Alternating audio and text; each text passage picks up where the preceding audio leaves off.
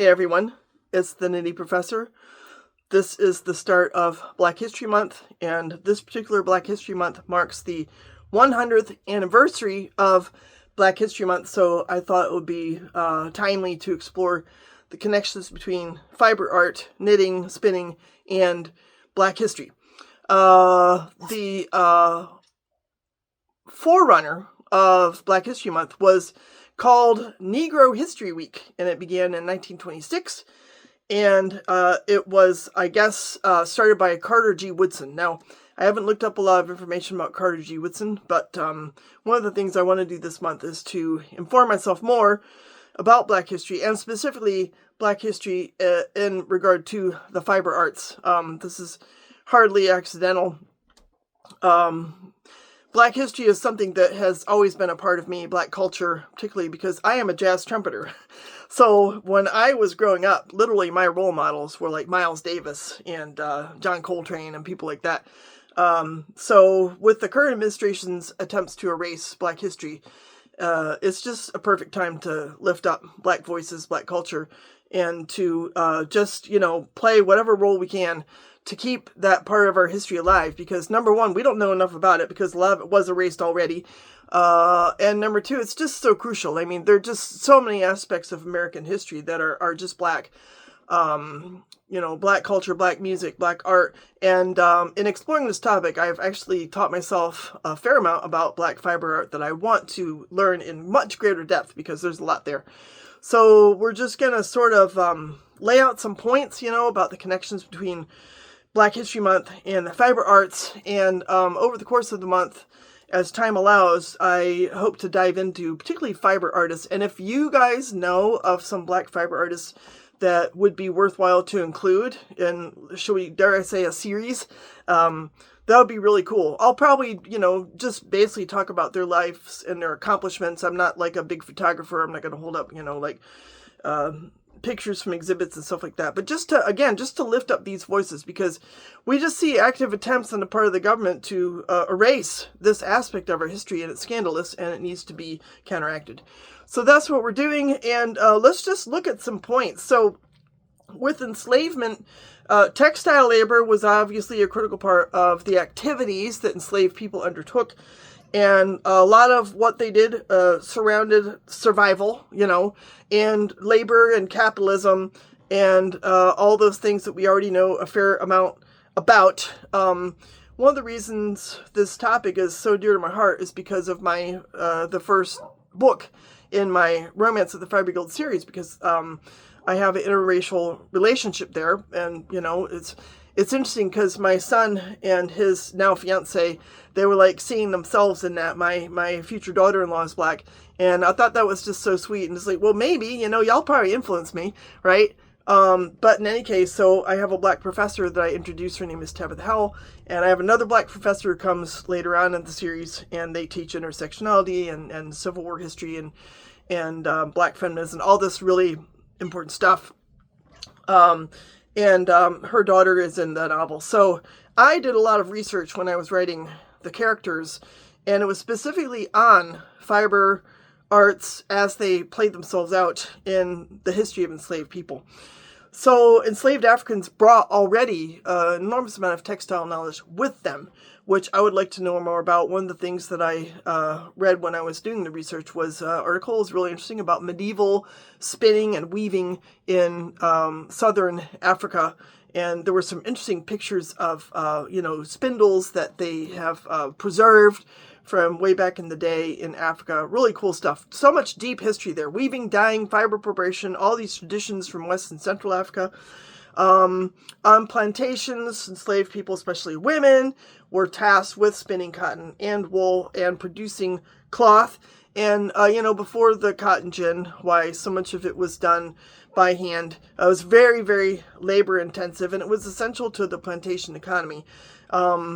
These were survival skills. These obviously were not hobbies. So, the kind of history that we're talking about here is kind of utilitarian. It's kind of, labor theft and all that kind of stuff.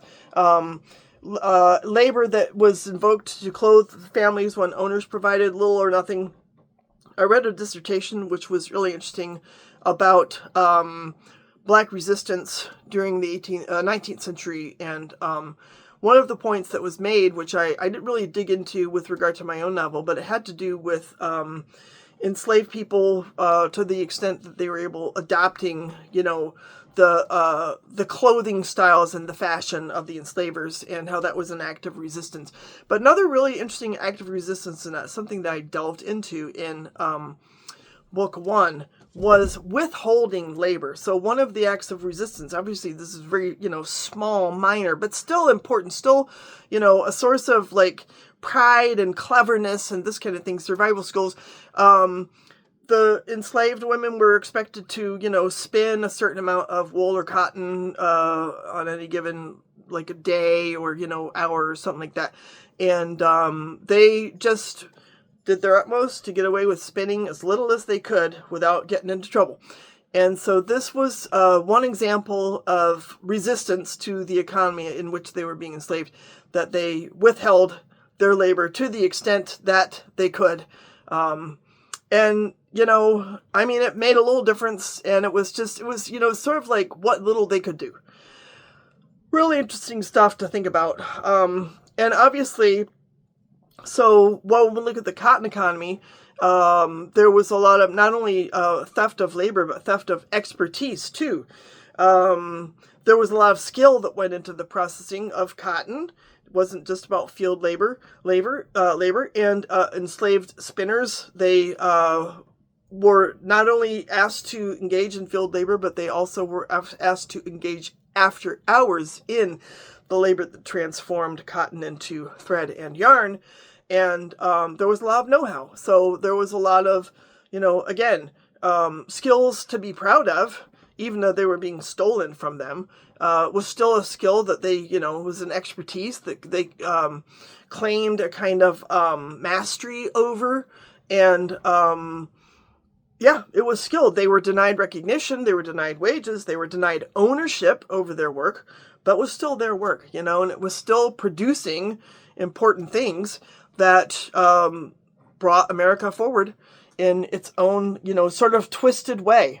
Another aspect of Black history that relates to fiber production is the notion of knitting and spinning as care and as resistance, like I said, but also as community. Knitting and sewing were often used to create like extra garments and blankets and socks. And it was also a way to reinforce kinship bonds when it was like passed on from generation to generation. And as survival and protection under brutal conditions, when, grandmothers could produce clothing for little ones, the kinship was reinforced in a very tangible way. These small acts of making were like micro acts of autonomy. It's one way to look at them. Micro acts of autonomy, of agency, you really can't talk about independence, but it was at least a tiny way to assert yourself and just, to grab onto that little thread of hope that at least, we have this going for ourselves, that we can make things for ourselves. Sometimes they were able to choose patterns, stitches, colors, and assert, some degree of cultural identity, which was also meaningful. And of course, after the emancipation happened, knitting circles and sewing groups became circles of mutual aid networks in Black communities. So that also was important, and something that Black textile workers or artists today kind of, hark back to. Then there's also this dimension of African textile aesthetics, especially in the diaspora, and the cultural heritage of rhythm, pattern, the symbolism, concepts that, of course, are invoked strongly in knitting and spinning. But a lot of the fiber artists that I looked into that are Black were quilters, too. So sewing is also, fabric design, garment design, quilt design, reflects to a certain degree African heritage and traditions that hark back to, many generations back from people's ancestry. There were, of course, Eurocentric patterns that were introduced, that were copied, that were co-opted by Black people who were rising through, the social ladder, but a lot of times they were adapted in a way that, caused like an intermingling of white and black culture. Again, we see this a lot in music. It's really interesting as a musician to look at some of this, and, there are obviously white jazz musicians, but they wouldn't be white jazz musicians if there hadn't been black jazz musicians in the first place. So the cultures start intermingling. That's why I say, black history is American history. We can't erase black history and call it American history. It's just not. It's like, cutting off the side of your body and saying you're still, a human being. I mean, that's just not how it works. So there's just this cultural sort of transfer back and forth of ideas, patterns, techniques, aesthetics. And they just all have to be looked at in concert with one another. There are also, as far as African cultural traditions go, there was a lot of emphasis on process and storytelling within community, fiber crafting communities, and the like.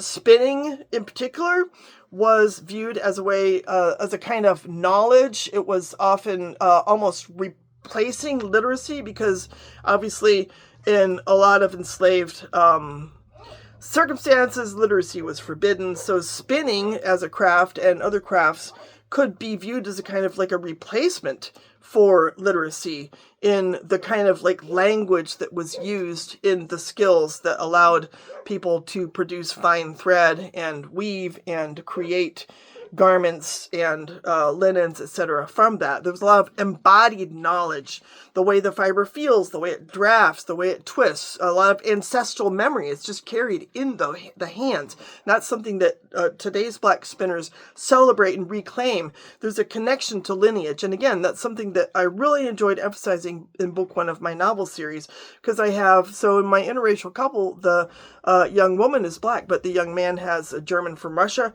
heritage. And it's interesting to consider some of the connections and similarities between those two heritages.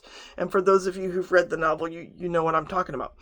Post-emancipation economic survival was definitely another historical aspect of fiber crafting, making, knitting, sewing, textile repair, mending. They became sources of income for black women, especially in informal economies, barter economies.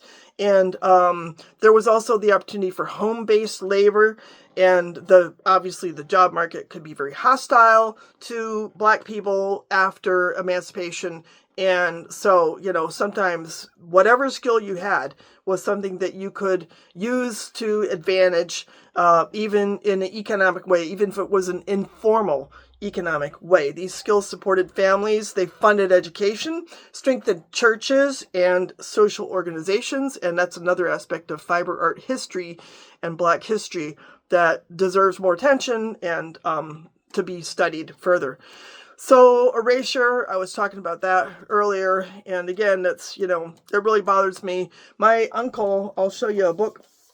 My uncle, all my mother's side of the family was from Virginia, and he wrote, this is quite a ways back, my uncle Ira Brown wrote a book on an abolitionist, Mary Grew, and there's a picture of him.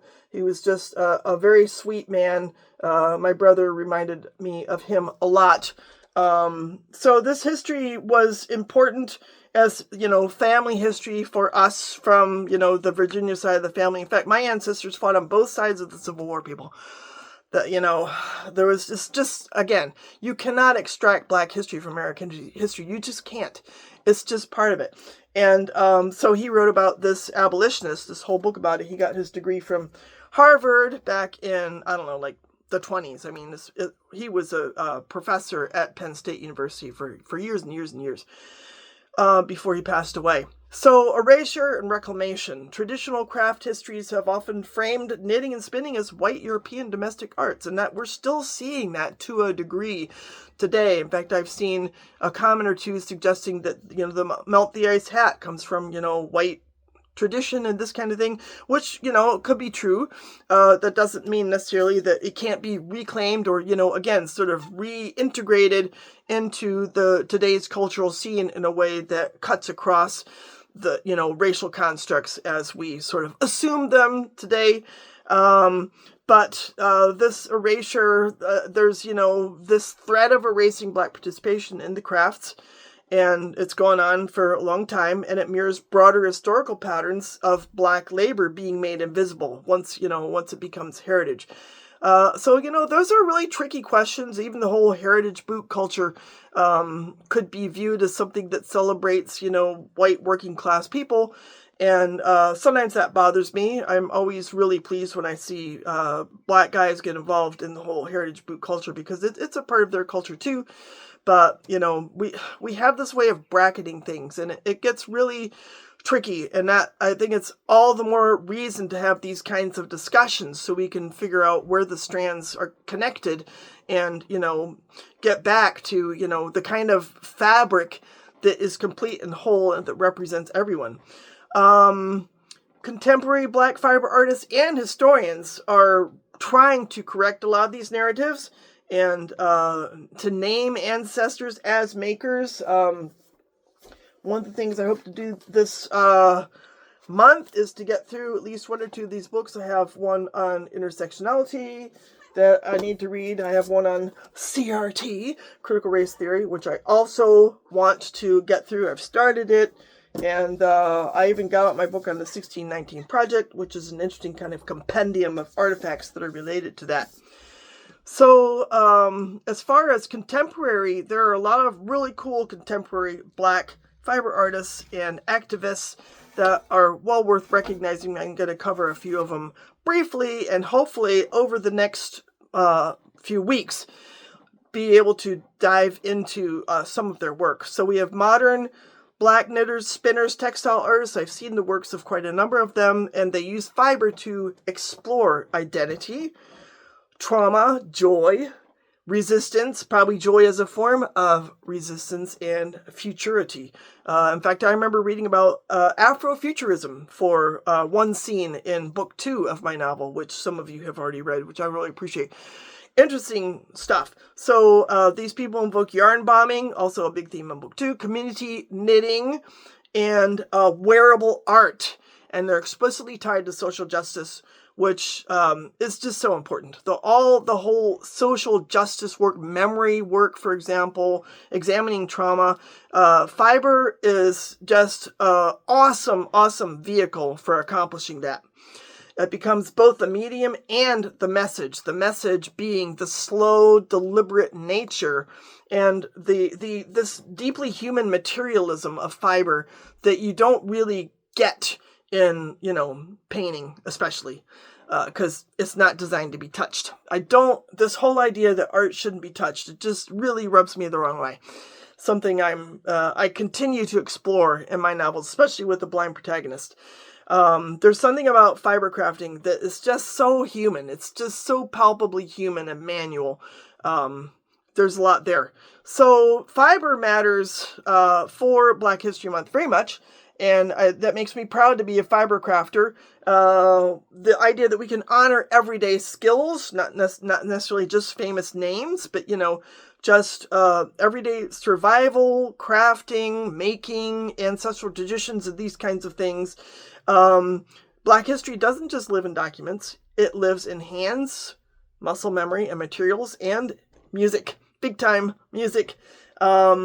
It's also kind of a metaphor. There's a lot of metaphorical considerations that we could invoke here, like, the repairing of broken strands to the extent that, people at the top are trying to break the strands of history and rob us of it. We can try to repair them, twist them together, and spin them together so that they can endure. And that's definitely a very collective act that I personally have a lot of pride and seriousness of purpose in being involved in. I think it's really important.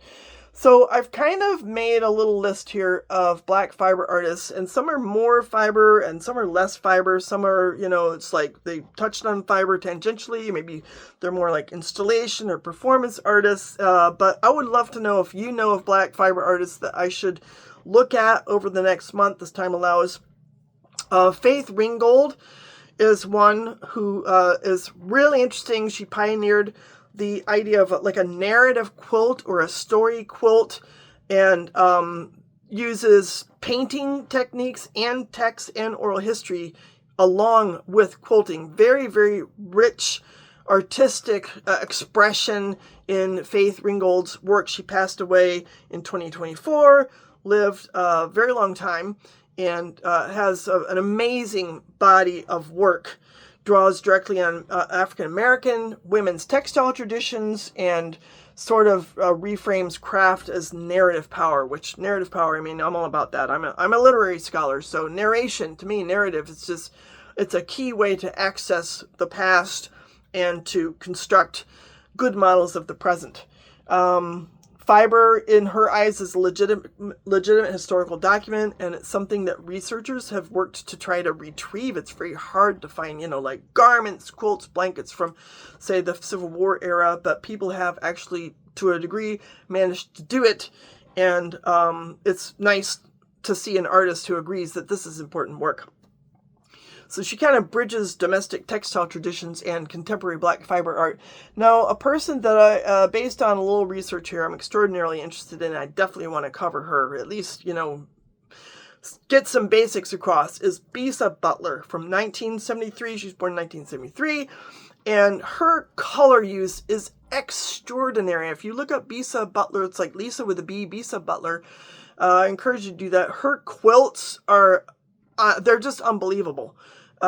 It makes me want to explore quilting more in my novels because I really haven't done as much with that as I have with wool spinning, knitting, and that kind of thing. Just because it's a art form that I haven't gotten into as much as I would like. But just extraordinary, very monumental portraits. As I recall, she'll take like sort of antique images and quilt them in just incredibly contemporary, bold colors, rich details with layering fabric on top of each other. Just incredible stuff. Sort of the idea of fabric as a cultural DNA. And there are African American, and contemporary textile history influences integrated in all of that. Another group, I never heard of them, the Gee's Bend Quilters. It's a collective from Alabama. Their quilts sort of take the idea of, the necessity of coverings of blankets and turning that into art. So something that you need for survival that can also be used for expressive purposes. So they would reuse, for example, work clothes and household textiles. That's a really great way to bring attention to, reuse and recycle. And improvise, love improvisation, which is also characteristic of jazz, which I love. And they weren't really involved in the art world. It was just sort of an organic group that can illustrate how fiber traditions and crafting evolves often outside of institutional recognition, which I think is really important when it comes to a common man's view of, common man should have access to art, does have access to art, creates art. We need to recognize it. It's a way of sustaining oral teaching, sustaining kinship. Another artist that I looked up, in fact, I ordered a book by Nick Cave, and he apparently is best known for what are called sound suits. He sort of got started on this idea after the murder of Rodney King, which really deeply disturbed him.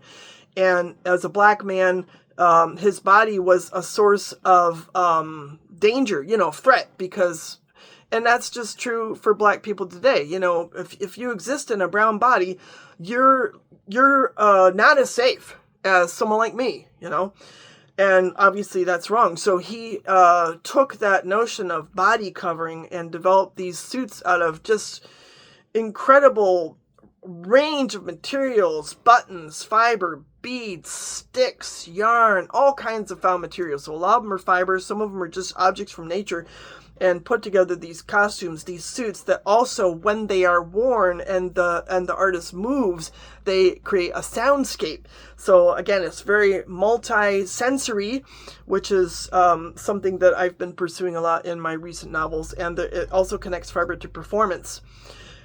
performance and sound. So when you connect fiber art to sound, I think it's just the coolest thing, because we wouldn't normally think of that right off the bat. But it's a way to, make art more accessible to more people with more individualized characteristics that they bring to the table when they take the art in. So he's definitely, in the background is, racial violence, which is obviously a hugely important theme. Then we have Sanford Biggers, and he's kind of interesting because he takes domestic quilts that already exist and he repurposes them into sculptures and installations. He used the verb, I watched a video and it said he intervenes them, which is an interesting word. So he basically takes this notion of how quilts are often romanticized and, kind of reduced in their significance as, oh, aren't they pretty, And he tries to sort of insert or intervene the history of enslavement and exploitation behind a lot of them, because that, obviously, it's ignored. It's a race, right? So he makes these really interesting, like reshapings of the quilts, cutting, layering them, etc., to challenge what we might call fixed narratives of American history and probably skewed narratives of American history. So, one of the questions he looks at is, who made them and who gets remembered for them. Sonya Clark, kind of interesting artist who incorporates hair in addition to other materials into her work. Let's see here. She works with fiber, hair flags, textiles, and uses these materials to explore race, memory, and labor. Labor history, if we just think about labor history alone, how American is that? I heard Richardson was making comments about some backward labor ideas that the administration has. You have to have a labor class. It's just, oh my God. I mean, it just is hair-raising, some of the ideas. But they're old, and they were invoked in previous eras, and they were used, obviously, to exploit people. So the last thing you want to do is go back there. But we can't forget this labor history, So Sonya Clark, born in 1967, is an artist who tries to help us keep these issues top of mind. So again, you don't want to forget history, because then guess what? You're going to repeat it. A lot of interesting techniques in her fiber crafting art. Judith Scott is, I saw a video of her. She had Down syndrome. She passed away in 2005, and also African American. And that is, she makes interesting sort of example of the intersection of disability with race, with art. And this is something I also want to explore further. In fact, I'll show you another book that I got. Just came in the mail today, I think. Crip authorship. I'm really interested in crip theory. And there's a whole chapter in here about, I don't know if I can find it right off the bat, but about Black disabled authorship. And Judith Scott, as a Black person with Down syndrome, is a poignant example of Black disabled art production. I don't know if I can find the name of that chapter. This has like 35 chapters in it. But in any case, though, again, it goes back to, guess what? Intersectionality, right? So, the intersection of disability and race is a very enlightening area of study. So you could argue that Judith Scott highlights the notion of radical inclusivity in fiber art, which I think, everybody should be included, right? How is that radical? Maybe it's just inclusivity, but yeah, really interesting artists. So these are artists that I might try to explore. I'm probably going to start with Bisa Butler, just because I find her work absolutely stunning. It really speaks to me, and what with all my creative work and my crafting and my effort to survive, I'll probably only be able to cover a few of these artists, but I look forward to learning something new. I ordered the book on Nick Cave, so I'll probably talk about him. But if you know of other artists that I should definitely not exclude for Black History Month to underscore the connection with fiber art and Black culture and history and American history, because it all goes together. I would love to hear that. Would love to hear your thoughts on this topic and on how we can lift up Black voices and mark Black History Month, because we know that the people at the top are unlikely to do it. So we've got to do it ourselves, and that's what I'm here for. So I hope you all enjoyed this kind of rambling about the whole topic of Black History Month in fiber art, and I look forward to your input. Y'all take care. We'll talk soon. Ciao.